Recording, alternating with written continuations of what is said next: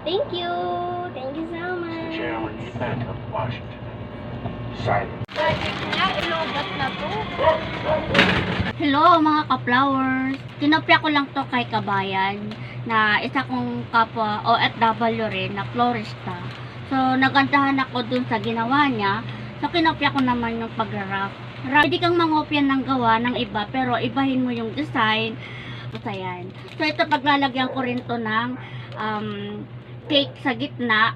Tapos, bulaklak din. Yung sa kanya ay fresh flowers yung nilagay niya. So, kakaiba yung ginawa niya. So, hinahangaan ko si Kabayan na isang florista rin na katulad ko.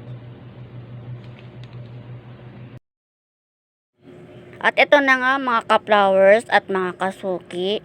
Sinunod ko na yung request ng aking customer at ganito lang daw po yung dapat yung ilagay. So, ayan, nakikita nyo yung larawan na yan, ganyan na ganyan. Yung pagkayari niya. Sa gitna po kasi niyan mga ka-flowers at mga kasuki ay cake na maliit. Yan po yung customized bouquet na may cake sa gitna. Yan po ang gusto ni customer. Pre-delivery po yan mga ka-flowers at kasuki.